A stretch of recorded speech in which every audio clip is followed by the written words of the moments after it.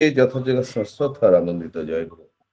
সৎসঙ্গ online হোক, offline হোক, প্রতিটি সৎসঙ্গে থাকার মধ্যে যে এত আনন্দ আমরা যারা থাকি আমরাই তাই অনুভব করি।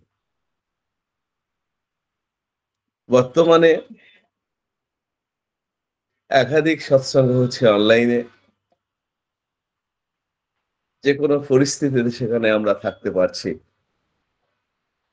প্রিয় পরমের কথা, প্রিয় পরমের সঙ্গীতের মধ্য দিয়ে এক আনন্দময় জীবন। একদিকে ইষ্ট আরেকদিকে অনিষ্ট।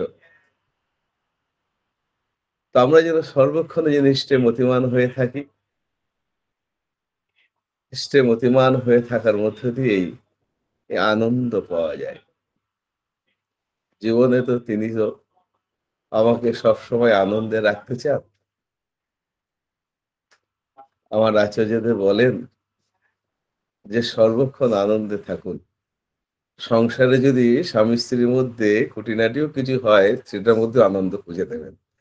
তো এই যে আনন্দে থাকা মানে সব দিক থেকে আমাকে আনন্দে থাকতে হবে। তো আমরা যতক্ষণ ইষ্টে মতিমান হয়ে থাকবো ততক্ষণে আনন্দ। আবার যদি অনিষ্ট আমাদের ঘিরে ধরে কিন্তু সে আনন্দে কিন্তু আর থাকা হয় না।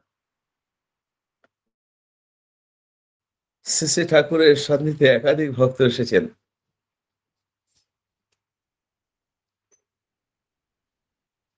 তো তাদের মধ্যে আমরা অনেকে নাম শুনি বিরাজমোহন ভট্টাচার্যদা। তিনি মজিলপুরে থাকতেন। দক্ষিণ ২৪ পরগনা বর্তমানে মজিলপুর।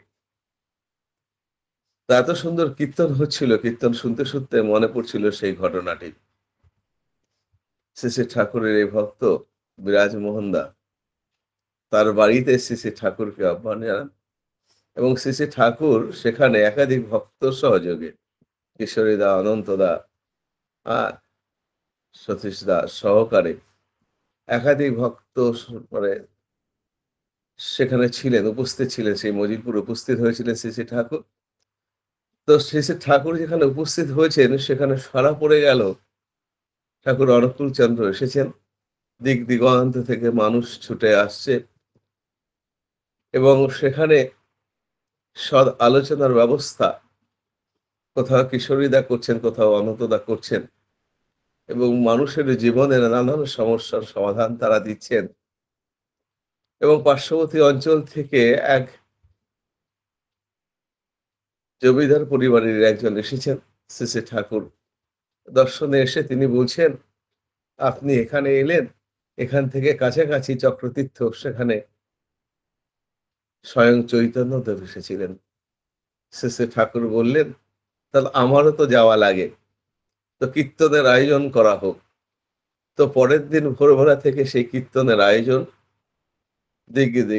তো যত যাদের জানা ছিল ওই অঞ্চলের সকলে খবর দিয়ে দিলেন যারা কীর্তন করতেন সব সেই ঢাক, ঢোল আ এবং সেই জয় ডঙ্কা নিয়ে সকলে সেই কীর্তনে ছুটে এসেছেন। ভোরের থেকে কীর্তন চলছে এবং সেখানে শ্রী, শ্রী ঠাকুর ওই ২ বাহু তুলে সেখানে আনন্দে নৃত্য করছেন সেই কীর্তনের সাথে, সাথে কিশোরীদা করছেন। সেই কীর্তন করতে, করতে শ্রী, শ্রী ঠাকুর চলেছেন ওই চক্রতীর্থ। সেই চক্রতীর্থে চলেছেন। আনন্দময় সেই কীর্তন সাড়া পড়ে যাচ্ছে। গ্রাম থেকে গ্রাম, কীর্তন এগিয়ে চলছে গ্রাম থেকে গ্রাম। মায়েরা শঙ্খধ্বনি, উলুধ্বনি দিচ্ছেন এবং সেই কীর্তন চলতে, চলতে দীর্ঘ পথ অতিক্রম করে পৌঁছলো সেই চক্রতীর্থে। সে আনন্দময়। সকলে আনন্দ নিয়ে সেই কীর্তনে ছিলেন। দুবাহু তুলে নাচতে, নাচতে শ্রী, শ্রী ঠাকুরের সে নাচ আর কিশোরী মোহনদার ওই লম্বা, লম্বা চুলের ঝাঁকুনি একবার সামনে একবার পেছনে। তো দেখার মতো শ্রী, শ্রী ঠাকুরন্ত মহারাজ, আ কিশোরীদা সকলে এদের যে এই যে নাচ, তারা যে নৃত্য মানে আমি যেটাকে বলব যে এটা আমি বোঝাতে পারছি না ভাষা দিয়ে। সে এক অপরূপ দৃশ্য। যিনি বর্ণনা করেছেন পড়ছিলাম, অপরূপ বর্ণনা। তো চক্রতীর্থে যখন পৌঁছেছেন, শ্রী, শ্রী ঠাকুর সেখানে বসেছেন। তার পদতলে কিশোরীদাও বসেছেন। হঠাৎ কিশোরীদার ওই চোখ চলে গেল শ্রী ঠাকুরের পদতলে। বলছেন, "এ কি ঠাকুর?" ওই চরণ যুগল ধরে বলছেন, "ঠাকুর এ কি?" দেখছেন ঠাকুরের পায়ে লাল হয়ে ফোস্কা পড়ে গেছে। ঠাকুর বলছেন, "কিছু হয়নি, কিছু হয়নি।" কিন্তু কিশোরীদার চোখে জল। ঠাকুরের এ কষ্ট তিনি অনুভব করছেন। বলছেন, "ঠাকুরকে আর আমরা পদব্রজে যেতে দেব না। ঠাকুরকে আমরা পালকিতে করে নেব।" সেই চক্রতীর্থ থেকে ঠাকুরকে পালকিতে করে ফিরিয়ে আনলেন। প্রিয় পরমের প্রতি ভক্তের যে ভালোবাসা, অপূর্ব সাধারণ ভালোবাসা। তো ইষ্টে মতিমান হয়ে থাকলে এই ভালোবাসা আরো গভীর হয়। তার করার মধ্য দিয়ে তার জন্য আমার করতে হবে। তার বিধি মাফিক করার মধ্য দিয়ে তিনি আরো আপন হয়ে ওঠেন। তিনি তো আমার পরিবারের একজন। এ ভাবনা যেন আমার মধ্যে থাকে। এই বিরাজ মোহনদা দেখুন ইষ্টে মতিমান হয়েছিলেন। কোন এক সময় তার ভেতর থেকে এই ইষ্ট সরে গেছিলেন। কোন এক সময় ইষ্টবিহীন হয়ে পড়েছিলেন। আমরা জানি, প্রত্যেকেই জানি, কম বেশি জানি, তাও একটু বলার চেষ্টা করি। কৃষ্ণচন্দ্র দাসদা যখন সৎসঙ্গের এমন একটা জায়গায় শ্রী ঠাকুর তাকে প্রতিষ্ঠা করলেন, এমনকি কৃষ্ণপ্রসন্ন ভট্টাচার্যকে পরামর্শ নেওয়ার জন্য কৃষ্ণচন্দ্র দাসের কাছে পাঠাতেন। তো এমন একটি সম্মানীয় জায়গায় সৎসঙ্গের তিনি রয়েছেন। কৃষ্ণচন্দ্র দাস যতক্ষণ ইষ্টে মতিমান হয়েছিলেন, তিনি তার প্রতিষ্ঠা পেয়েছিলেন। তার মধ্যে অনিষ্ট এসে ঘিরে ধরল। তিনি কি করলেন?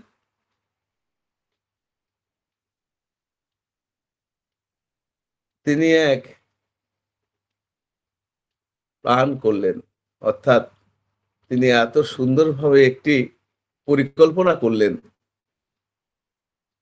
যে পরিকল্পনায় যদি এই মুহূর্তে সৎসঙ্গের যা দায়িত্ব তো আমার, সবাই তো আমার কাছেই আসে। এই মুহূর্তে যদি ঠাকুরকে সরিয়ে দেওয়া যায়, তাহলে সৎসঙ্গের সর্বশর্মা হব আমি।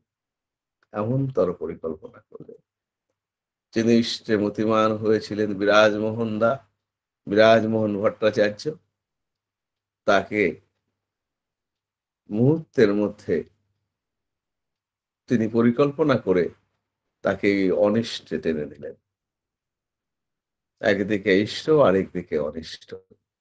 সেই বিরাজমোহন দাও তার ভাবে ভাবিত হয়ে পড়লেন, তার ভেতর থেকে ইষ্টবিহীন হয়ে পড়লেন এবং কৃষ্ণচন্দ্র দাসদা বিরাজমোহনকে দিয়ে শ্রী ঠাকুরকে হত্যা করার যে পরিকল্পনা, পদ্মার পাড়ে একখানি ঘর, সেখানে মাঝে মধ্যে ওই ঠাকুরভোগ রান্নার এবং খেয়ে ঠেলে দেওয়ার দায়িত্বে, ভোগ নিবেদনের দায়িত্বে বিরাজমোহনদা ছিলেন এবং কৃষ্ণচন্দ্র দাস সেই পরিকল্পনা অনুযায়ী সেই খাবারের মধ্যে কিছু মিশিয়ে শ্রী ঠাকুরকে হত্যার পরিকল্পনা।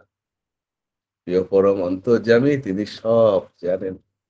শ্রী ঠাকুর বললেন, আজ থেকে আমরা সকলে একসাথে খাবো। আমাদের একসাথেই আহারের ব্যবস্থা করা হোক। সেখানে তিনি ব্যর্থ হলেন। বিরাজমোহনদা ব্যর্থ হলেন। দ্বিতীয় পরিকল্পনায় সামিল করলেন কৃষ্ণচন্দ্র দাস। যে কোনো উপায়ই হোক ঠাকুরকে সরাতে হবে। পদ্মার পাড়ের ঘরে ঠাকুর একা বসে আছেন।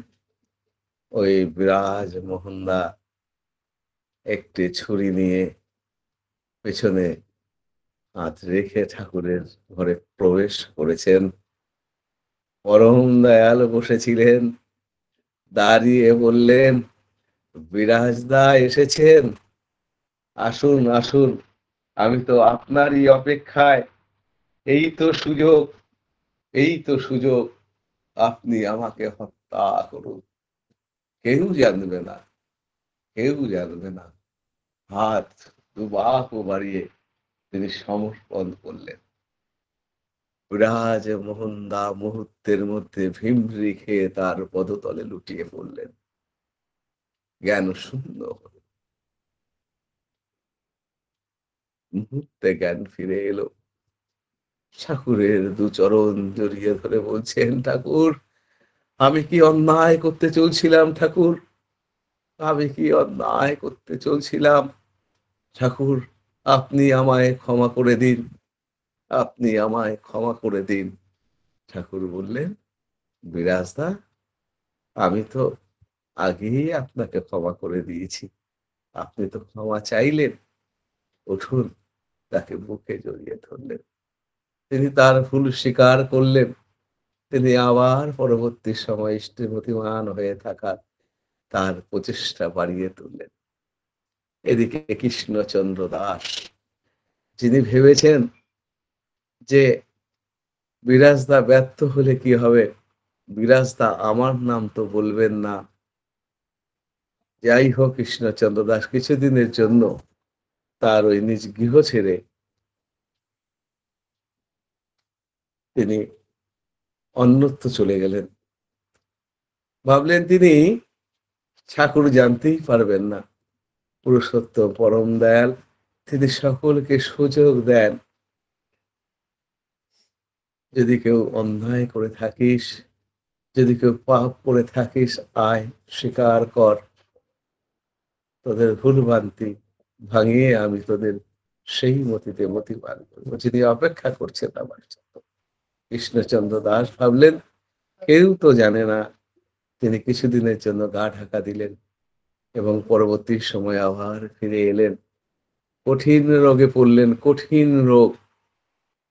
আস্তে আস্তে তার শরীর শুকিয়ে যাচ্ছে। শ্রী ঠাকুর তাও তাকে যথাভাবে সাহায্য করছেন, কিন্তু কোনোভাবেই তার কিন্তু সেই রোগের উন্নতি হচ্ছে না। আস্তে আস্তে মৃত্যুর কোলে ঢলে পড়লেন। সাংসারিক অভাব অনটনের মধ্যে দিয়ে শ্রী ঠাকুর তাকে সাহায্য করে যাচ্ছেন। অল্প কিছুদিনের মধ্যেই তিনি দেহ ত্যাগ করলেন। তিনি কিন্তু স্বীকার করলেন না। তিনি স্বীকার করলে হয়তো তিনি ঠাকুর হয়তো তাকে ক্ষমা করে দিতে পারতেন, কিন্তু তিনি স্বীকার করলেন না। একটা কথা আছে না, পাপ ছাড়ে না বাপকে, অবস্থা তাই। তাহলে একদিকে ইষ্ট, আরেকদিকে অনিষ্ট। ইষ্টে থাকলে আমার বাঁচা বাড়ার পথ, আমার জীবন চলার পথ কত সুন্দর হয়ে আনন্দময় হয়। আর অনিষ্টে মতিমানের মধ্য দিয়ে পুরো জীবনটাই শেষ হয়ে গেল। তিনি সুযোগ দেন, আমরা যদি ভুল করে থাকি, কাতর কণ্ঠে যদি তা স্বীকার করি, তিনি আমাদের সেই সুযোগ দেন। আমাদের স্বীকার করতে হয়, আমরা অনেকেই চলার পথে অনেক ভুল করি। অন্তত তার কাছে যেন স্বীকার করে নিই, ঠাকুর ভুল হয়েছে, তুমি ক্ষমা করো। জীবন চলনায় তিনি আমাকে এগিয়ে রাখতে চেয়েছেন। তিনি আমাকে এগিয়ে রাখতে চেয়েছেন। শ্রী শ্রী বরদার যে ভক্তিমান, আমরা যারা জানি ঠাকুরকে কেমন করে ভালোবাসতে হয়, শ্রী শ্রী বরদা আমাদেরকে শিখিয়েছেন। আচার্যদেবের মধ্যে দিয়ে আমরা শিখি, জানি, তাই তো তিনি রাখলেন আচার্য পরম্পরা। তাহলে ঠাকুরকে কে চেনাইতে পারে? শ্রী শ্রী ঠাকুর বসে আছেন তার পদতলে,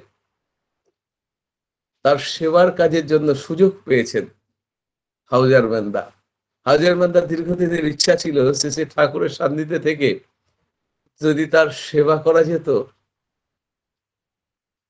তাহলে আমি ধন্য হতাম। এই যে তার ইচ্ছা, ঠাকুরের এক সেবক তিনি বাড়ি গেছেন, সেই সুযোগে সেই দায়িত্ব পেয়েছেন হাউজার ম্যানদা।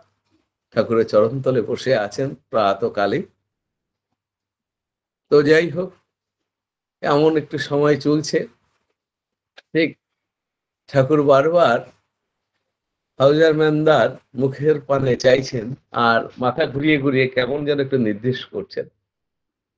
হাউজার ম্যানদা বুঝতে পারছেন না। তিনি মনে মনে ভাবছেন, স্বয়ং পুরুষোত্তম যিনি, যার চরণতলে বসে আছি, তিনি আবার কোথায় নির্দেশ করছেন। আবার ঠাকুর তার ওই ইঙ্গিত করলেন। এবার হাউজার ম্যানদা বুঝতে পারলেন, আমরা যারা সৎসঙ্গ দেওঘরে যাই, নাটবন্দীপের পাশে যেদিকে দীক্ষা ঘরগুলো রয়েছে, একটি বটগাছ আছে, তার পাশেই শ্রী শ্রী বর্দা বসতেন। তো যাই হোক, ঠাকুর প্রণাম করে হাউজার ম্যানদা উঠে গেলেন। একটু এগিয়ে যেতে ওখানে একটু তখন গাছ ছিল, অনেক গাছ, একটু বাগান ছিল। ওপাশেই বসেছিলেন শ্রী শ্রী বর্দা। তিনি দেখলেন শ্রী শ্রী বর্দা বসে আছেন, তার সঙ্গ করার জন্য অনেক ভক্ত সেখানে বসে আছেন।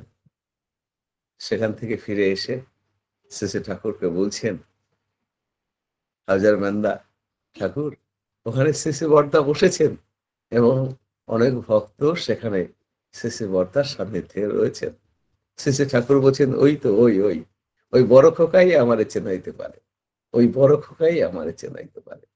তা ঠাকুরকে প্রকৃতপক্ষে আমাকে চেনাতে পারেন আচার্য পরম্পরা। অর্থাৎ আমি তো আমার মতো করে ঠাকুরের ভজনা করতে পারি না। তার ভজনা করার জন্য তিনিই বলে দিয়েছেন। আর সেই বিধি মাফিক চলছেন চলেছেন শ্রী শ্রী বর্দা, শ্রী শ্রী দাদা, বর্তমান আচার্যদের। শ্রী শ্রী বর্দা ওই নাটমণ্ডপ থেকে বেরিয়ে যেখানে ঠাকুর ভোগ দেওয়া হয়, ঠাকুর ভোগ বিতরণ করা হয়, প্রসাদ বিতরণ করা হয়, তো সেখান দিয়ে একটু বেরিয়ে এসে জামতলা শ্রীঅঙ্গনের দিকে যেতে ডান দিকে একটি কাঁঠাল গাছ, আর বাঁদিকে সুন্দর বেড়া গাছ দিয়ে ঘেরা। তো ওই কোণার দিকে দাঁড়িয়ে আছেন শ্রী শ্রী বর্দা। তাকে ঘিরে একাধিক ভক্ত সেখানে দাঁড়িয়ে। তো এইদিকে ঠাকুর ভোগ দেওয়া বা ঠাকুরের প্রসাদ বিতরণ হচ্ছে। তো সেই বিতরণের সময় সকলে লাইন দিয়ে সে প্রসাদ গ্রহণ করছেন। তো এক দাদা প্রসাদ নিয়েই ওই বাইরে এসে তিনি ওই প্রসাদ মধ্য থেকে বেছে নিচ্ছেন কোনটা তিনি গ্রহণ করবেন, কোনটা করবেন না। শেষে বর্দা ভক্তদের সঙ্গে কথা বলছিলেন, তার দৃষ্টি এড়ানো যায় না। তো ওই দাদা বাঁচতে বাঁচতে তার মধ্যে একটি শক্ত গিট আখের খণ্ড পড়েছে। তো তিনি সেটা ছুঁড়ে ফেলে দিচ্ছিলেন ওই নর্দমার দিকে। সেটা নর্দমা, নর্দমা বলতে ভুল হয়, ওই বেড়া গাছের পাশ দিয়ে একটু নিচু ঢাল করা আছে, যেন ওই দিক দিয়ে বৃষ্টি দিনে গাছের গোড়ায় যেন জলও যেন একটু যেতে পারে, জল যেন থাকে। তো সেই দিকে ফেলতে গিয়ে সেটা পড়েছে তার পাড়ে। শশী বর্দা কয়েকজনকে সামনে থেকে সরিয়ে বলেন, এই ওই যে মানে ওই প্রসাদ খণ্ডটি, আখ খণ্ডটি দেখিয়ে বলেন, ওইটি তোল তো। সে দাদা তুলে আনলেন, বলে একটু ভালো করে ধুয়ে নিয়ে আয়। ওই কাঁঠাল গাছের পেছন দিয়ে ওইদিকে অনেকগুলো কল আছে, তো সেখানে গিয়ে সেই প্রসাদ খণ্ডটা ধুয়ে আনলেন এবং আরেকজনকে বললেন জল আনতে, এবং আরেকজনে জল নিয়ে এলেন। শ্রী বর্দার হাত ধুয়ে দিলেন এবং ওই প্রসাদ আখের খণ্ডটি নিয়ে দাদাটি এসে উপস্থিত। শ্রী বর্দায় হাত ধোয়ার পরে বা হাতের পরে ডান হাতটি রেখে সে এক অপরূপ ভঙ্গিমায়, যে ভঙ্গিমার মধ্যে এত শ্রদ্ধা, এত ভক্তি, শ্রী বর্দা হাত পেতে বলছেন, এখানে দে। সেই হাতে সেই প্রসাদ তিনি গ্রহণ করলেন, ওই দাদার ছুঁড়ে ফেলে দেওয়া। তো সেই আখণ্ডটি তিনি মুখমণ্ডলে যখন প্রবেশ করাচ্ছেন, সেটাও এক এত সুন্দর ভঙ্গিমা যে না দেখলে কেউ কাউকে বোঝানো যায় না। তো এত সুন্দর ভঙ্গিমায় তিনি তার মুখমণ্ডলে প্রবেশ করলেন এবং তৃপ্তি সহকারে তা চিবিয়েই চলেছেন, চিবিয়েই চলেছেন। তার পূর্ণ রস গ্রহণ করার পরে সেই ছিবড়াটা মুখে হাত দিয়ে বার করে নিয়ে ওই যে কাঁঠাল গাছের দিকে ওইদিকে পাতা পাতা জড়ানো একটি ডাস্টবিন, সেখানে তিনি সুন্দর করে সেখানে দিয়ে বললেন, দে হাতে একটু জল দে। এবং আরো ভক্ত সেখানে জমায়েত হয়ে গেছে। শ্রী বরদা বলছেন, পরম পিতার প্রসাদ, পরম প্রসাদে কার ব্যাধি কার প্রদোষ থেকে কে মুক্তি পায় কে জানে। তার এ প্রসাদকে অবহেলা করতে নেই, তাকে পূর্ণতা দিয়ে গ্রহণ করতে হয়। কে শেখালেন? আমার প্রধান আচার্যদেব শ্রী শ্রী বরদা। নাট পণ্ডিতের পাশে শ্রী শ্রী বরদা দাঁড়িয়ে আছেন। সেবারে উৎসব আগত অনেক ভক্ত মণ্ডলী, অনেক সঙ্গীতজ্ঞ সেখানে উপস্থিত, অনেক সঙ্গীতজ্ঞ সেখানে উপস্থিত। গয়ারাম মণ্ডলদা তৎকালীন সময়ে শ্রী ঠাকুরের সান্নিধ্যে একাধিক সঙ্গীত রচনা এবং তার সুর করা। আমরা তার নাতিকে পাই, তার নাতির কাছ থেকে আজও সঙ্গীত শুনি। অভিজিৎ মণ্ডল লিখতে থাকেন। সে গয়ারামদা, সত্যতদা সহকারে একাধিক সঙ্গীতজ্ঞ সেখানে রয়েছেন। শ্রী বর্ধা তাদের উদ্দেশ্যে গল্প করতে করতে বলছেন, আপনারা যারা এই যে উৎসবে সৎসঙ্গে সঙ্গীত করেন, এই সঙ্গীত আপনাদের কি মনে হয়? প্রত্যেকে তাদের মতো করে উত্তর দিচ্ছেন। সঙ্গীতের সাথে কেউ বলছেন, সঙ্গীতে আনন্দ পাওয়া যায়, সৎসঙ্গে সৎসঙ্গের একটি অঙ্গ। জয় গুরু। দেখি ফুল পড়া হচ্ছে নাকি? দাদা তো তোমরা দেরি করে যদি বাইরে বেরাও, ফুল যখন দরকার সকাল সকাল। আর রয়েছে, আর কি করবো? আরাধনদা কিছু বলবেন? না স্যার। দাদা কেন মাঝখানে আপনি করছেন? দাদা ডিস্টার্ব হয়। দাদা ইষ্ট প্রসঙ্গ করছেন, আপনি মিউট হয়ে যান। হ্যাঁ দাদা 2 মিনিট করুন। সময়ের একাধিক সঙ্গীতজ্ঞ সেখানে রয়েছেন। কেউ বলছেন সৎসঙ্গের একটি অঙ্গ। নানান জনে নানান ভাবে বললেন। শ্রী দাদা এত সঙ্গীতজ্ঞ যারা রয়েছেন তাদেরকে বললেন, আপনারা যারা সৎসঙ্গে উৎসবে এই যে কীর্তন সঙ্গীত করেন, আপনারা সঙ্গীত ভোগ রাগ দেন শ্রী শ্রী ঠাকুরকে, আর আমরা যারা শ্রবণ করি সেই ভোগ রাগের প্রসাদ গ্রহণ করি। কত সুন্দর কথা। আজ যারা এই সৎসঙ্গের সঙ্গীত নিবেদন করলেন, সঙ্গীত ভোগ রাগ পুরুষোত্তমের শ্রীচরণে নিবেদন করলেন, আমরা সকলে সেই প্রসাদ পেলাম, আমরা তৃপ্ত হলাম, সমৃদ্ধ হলাম, আনন্দ পেলাম। তো কে শেখান, কে জানান? আমার আচার্য পরম্পরা। শ্রী শ্রী দাদা একটি ঋত্বিক সম্মেলনের পরিশেষে কথাটি বলেছিলেন, আপনারা ঠাকুরকে ধরেছেন, এবার করুন, করে হয়ে উঠুন, হয়ে উঠলে তিনিই খুশি হন, আর তিনি খুশি হলে আমার বুকটা আনন্দে ভরে ওঠে। তাহলে আমরা তাকে ধরেছি, আমাদের করতে হবে, অর্থাৎ তার বিধিমাফিক আমাদের চলনা। এই করার মধ্য দিয়ে কিন্তু আমাদের প্রকৃত পক্ষে বাঁচা বাড়ার পথ, আর সেটাই আমার জীবনের সাধনা। তাহলে আপনারা ধরেছেন, করুন, করে হয়ে উঠুন, হয়ে উঠলে তিনিই খুশি হন, আমার পরম পিতা খুশি হন, আর তিনি খুশি হলে আমার আচার্য দেবের বুকটা আনন্দে ভরে ওঠে। কত সুন্দর কথা। তাহলে আজ তিনি যে কর্ম দিয়েছেন, এই কর্মের মধ্য দিয়ে আমাদের প্রকৃত বাঁচা বাড়ার পথ, আমাদের সাধনা, উষায় নিশায় মন্ত্র সাধন, চলাফেরায় জপ, যথাসময় ইষ্ট নির্দেশ মূর্ত করাই তপ। দীক্ষাপত্র কর্মসূচির মধ্য দিয়ে আমরা যারা চলেছি, আমরা জানি জীবন বর্ধনে কত মানুষকে আমরা ফেরাতে পেরেছি প্রকৃত সাধনায়। তাদের কঠিনতম জীবন একাধিক ঘটনার মধ্যে আমি একটু ছোট্ট ঘটনা বলে আমি শেষ করবো। আমি যে অঞ্চলে থাকি, হাওড়া, যেটা বকুলতলা অঞ্চল, সেখানে আমি যখন রিপি ওয়ার্কের প্রথম যখন অবিন্দা নির্দেশিত পথ, কিভাবে কি কর্ম করতে হবে, আমরা দেওঘর থেকে সেই ফাইল নিয়ে এলাম। শুরু করতে গিয়ে আমাদের খুব একটু অসুবিধার মধ্যে পড়তে হয়েছিল। কারো সাড়া পাচ্ছি না। এমনতর পরিস্থিতির মধ্যে কখনো মেয়েকে নিয়ে বেরোই, কখনো নিজে বেরোই। এইভাবে বেরোতে, বেরোতে অনেক ডাটা সংগ্রহ করেছি এবং ওইভাবে আপ টু ডেট ও হচ্ছে, চলছে। যে আমি একা এটা ভাবতে পারছি না। কারণ আমি জানি পরমপিতা আমার সঙ্গে আছেন। আচার্য দেবের আশীর্বাদ আমার সাথে আছে। আমি চলছি, কাজ করে চলছি, অনবরত কাজ করে চলেছি। এই অঞ্চলে মানে আমার কেন্দ্র মন্দিরে তখন একমাত্র আমি সেই দীক্ষাপত্রে কাজ করছি এবং আপ টু ডেট করছি। দ্বিতীয় কোনো ব্যক্তি নেই। আরেকজন এখান থেকে কিছু সংগ্রহ করে অন্য অঞ্চলের কাউকে দিয়ে করাচ্ছেন। এমন পরিস্থিতির মধ্যে দিয়ে চলছি। মেয়ের মাধ্যমিক পরীক্ষা, তার আগেও বেরিয়েছে আমার সঙ্গে। তো যাই হোক, এরকম বেরোতে, বেরোতে একটা বাড়িতে যাই, দেখি ভেতর থেকে তালা দেওয়া, আবার বাইরে থেকে তালা দেওয়া। তো ওই বাড়িতে আজ সুযোগ পেয়েছি। তখন রাত্রি ৭টা বাজে। গিয়ে যখন উঠেছি, গিয়ে ওই বাড়িতে ৪ জন দীক্ষিত স্বামী স্ত্রী সহ ২ টি মেয়ে। তো সেই তাদের সব সংগ্রহ করতে, করতে আমি সেই বাড়ি মায়ের কাছে আবেদন করছি, আমি না এই বাড়িগুলো না চিনি না এই অঞ্চলে।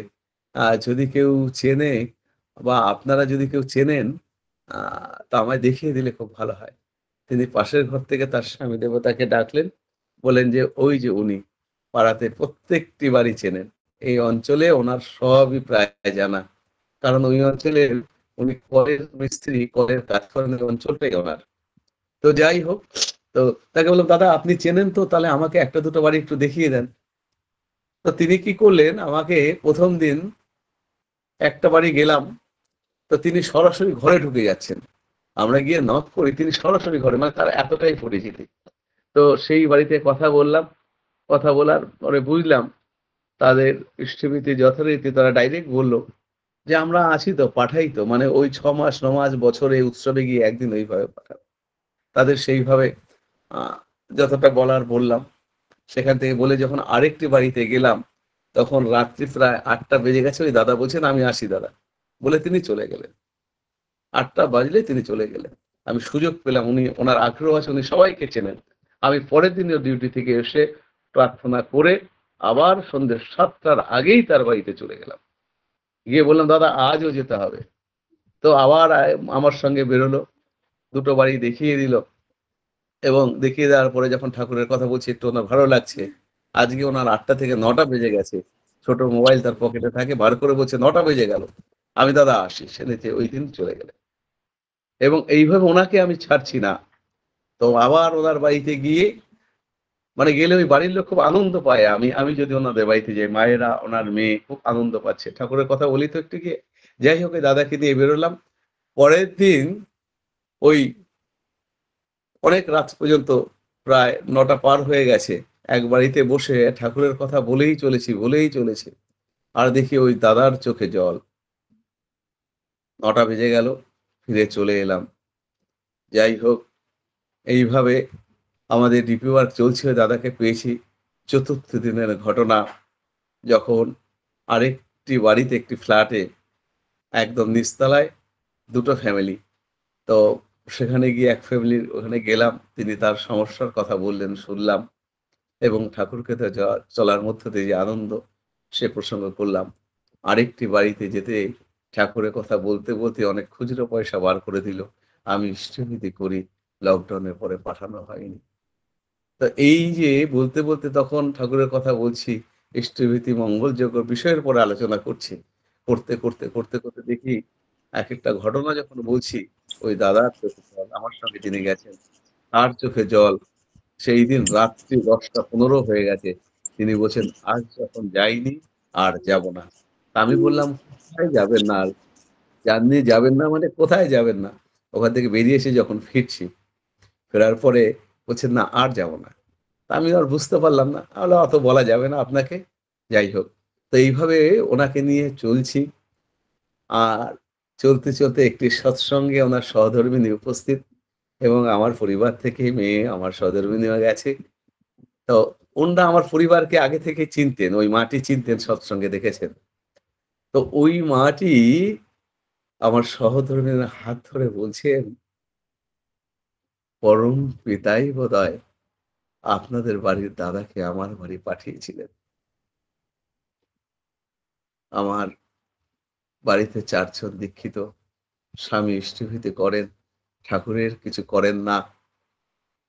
তিনি ওই ৮টা বাজলেই বন্ধুদের সঙ্গে গিয়ে উনি মদ খেতেন, ফিরে আসতেন রাত্রি ১০টা ১১টা। ঘরে তুলে নিতে হতো হাত পা ধুইয়ে, ধরে, ধরে। এমন অবস্থায় ঠাকুরকে ডেকেছি, কি করে তাকে শুধরে প্রকৃত পথে আনবো। আজ ঠাকুরে বোধহয় আপনাদের বাড়ি দাদাকে পাঠিয়েছিলেন। তার সঙ্গে গিয়ে তার এমন পরিবর্তন, আজ তিনি সৎসঙ্গে আসছেন, ঠাকুরের কথা লোককে বলছেন, যাজন করছেন। এই হচ্ছে দীক্ষাপত্রের কর্মসূচির মধ্য দিয়ে একজন মানুষকে প্রকৃত পথে যখন পূজনীয় শুভদার কাছে নিয়ে গেলাম, ওই দাদাকে দেখে বলল, আপনি কঠিন জীবনে ছিলেন, আজ সহজ আনন্দময় জীবনে এসেছেন। পরম পিতাকে ধরে চলেন, আনন্দ থাকবে সর্বক্ষণ। এ জীবন আনন্দের জীবন। সকলে সেই আনন্দ মহাজীবনের অধিকারিণী হয়ে ওঠেন। এ প্রার্থনা জানাই।